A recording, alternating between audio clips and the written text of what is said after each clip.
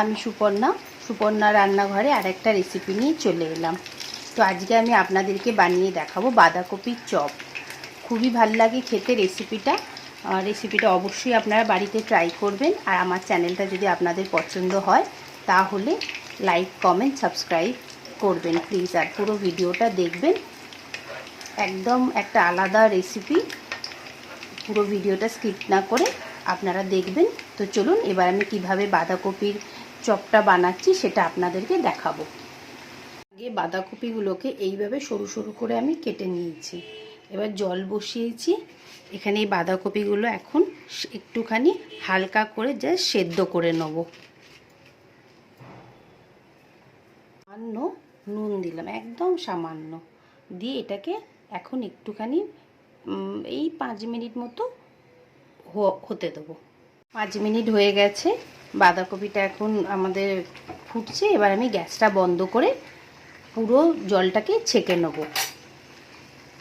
স্টেনারে করে একদম জলটাকে ঝরঝর করে নিয়েছি, একদমই জল পড়ছে না। এবার এটাকে কিছুক্ষণ একটুখানি গরম আছে একটু ঠান্ডা করতে দেবো আগে। বাঁধাকপিটা এবারে একটা জায়গায় নিয়ে নিলাম, পুরোটা নিয়ে নিয়েছি। আলু আমি আগে থেকে সেদ্ধ করে নিয়েছিলাম, সেটা বাঁধাকপির সাথে মিশিয়ে দিলাম। আর অল্প একটু আদা কুচো নিয়েছি, এখানে রসুন নিয়েছি, কাঁচা লঙ্কাটা আপনাদের ইচ্ছা মতো দেবেন, কম বেশিটা সেটা আপনারা বাড়িতে যে যেমন ঝাল খায় সেটা দেবেন। আর অল্প একটু ধনেপাতা নিয়ে নিয়েছি। প্রত্যেকটা জিনিস এর সাথে ভালোভাবে মিশিয়ে নিলাম। আর অল্প একটু আমি বেসন নিয়েছি আর চালের গুঁড়ো নিয়েছি। এর সাথে এখন যতটা লাগবে আমি ততটা মিশিয়ে দেবো।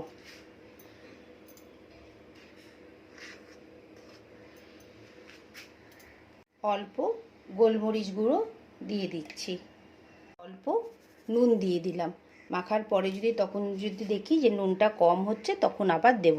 এবার প্রত্যেকটা জিনিসকে একদম ভালো করে মেখে নেব। এইভাবে আমাদের জিনিসগুলোকে এখন মিক্স করে নিতে হবে আগে। একদম ড্রাই হয়ে যাবে জিনিসটা। এখানে যদি আপনাদের মনে হয় আপনারা একটুখানি চাট মশলা দিতে পারেন, চিলি ফ্লেক্স এগুলো দিতে পারেন।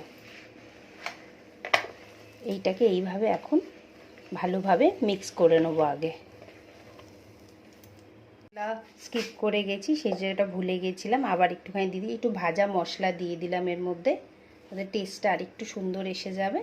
ভাজা মশলা মানে ওই ধনে, জিরে, শুকনো লঙ্কা এগুলোকে একসাথে ভেজে নিয়ে মিক্স করে দিয়েছি।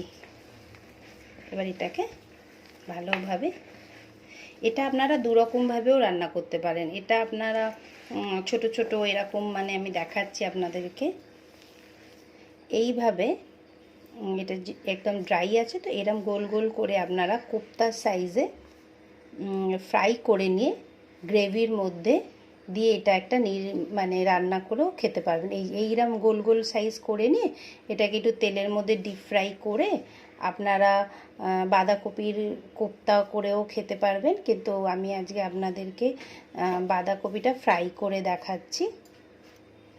আমি আগে এরম একটা নিয়ে নেবো, নিয়ে হাতের মধ্যে আস্তে আস্তে এরম চেপে চেপে দিয়ে তেলের মধ্যে ফ্রাই করে নেবো। এটা আমরা কোনো বেসনে কিছুতে ডোবাবো না, এইভাবেই ফ্রাই করে নেবো।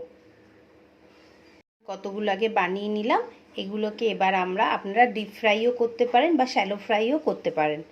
তো এখন এগুলোকে আমি আপনাদেরকে ভেজে দেখাচ্ছি বাঁধাকপির চপগুলো। প্রথমে একটু সর্ষের তেল নিয়ে নিচ্ছি। আপনাদেরকে আমি এটা দুরকমভাবে ভেজে দেখাবো। একটা হচ্ছে শুধু এমনি ভাজবো, বেসন দিয়ে ভাজবো না, আর একটা বেসনের মধ্যে দিয়ে ভাজবো। তো আপনাদের যেটা পছন্দ হবে সেটাই আপনারা বাড়িতে ট্রাই করবেন। হয়ে গেছে, আমি এখন এগুলোকে ভাজার জন্য দিয়ে দিলাম। আগে 4টে আমি জাস্ট এমনি ফ্রাই করছি, আর 4টে আমি বেসন দিয়ে ফ্রাই করে আপনাদেরকে দেখাবো। হয়ে গেছে, আমি গ্যাসের ফ্লেমটাকে এখন মিডিয়াম করেই রেখেছি। একটুখানি 2 পিঠ হালকা করে ভেজে নিয়ে আমি তারপরে গ্যাসের ফ্লেমটাকে হাই করে দেবো। এখন এটাকে ভালো করে লাল করে ভেজে নেব। আপনারা কখনো বাঁধাকপির চপ যদি কিভাবে খেয়ে থাকেন অবশ্যই আমাকে জানাবেন। আপনাদের ফিডব্যাকটা আমার খুব ভালো লাগবে শুনে। আর আপনারা কে কোথা থেকে দেখছেন অবশ্যই কমেন্ট করবেন আমাকে। আর এর আগে এইভাবে কি বাঁধাকপির চপ আপনারা বাড়িতে তৈরি করেছিলেন সেটাও আমাকে জানাবেন। এটা আসলে আমার বড় মাইমা খুব স্পেশাল এই বাঁধাকপির চপ। যে কোনো অকেশানে আমাদের ওই বাড়িতে মানে মামার বাড়িতে বড় মাইমা বাঁধাকপির চপ মানে রিকোয়েস্ট করা হতো সবাই মিলে যে বড় মাইমা বাঁধাকপির চপটা প্লিজ বানাও। তো ভাবলাম যে অনেক কিছুই তো রান্না করেছি, তো আজকে আপনাদেরকে এই স্পেশাল বড় মাইমার বাঁধাকপির চপটা আপনাদেরকে দেখাই। খুবই টেস্টি হয় আর ভীষণ ভালো হয়। অবশ্যই একবার অন্তত বাড়িতে ট্রাই করবেন। একদম লাল করে ভাজা হয়ে গেছে। এবারে আমরা বাঁধাকপির চপটাকে বার করে নেব।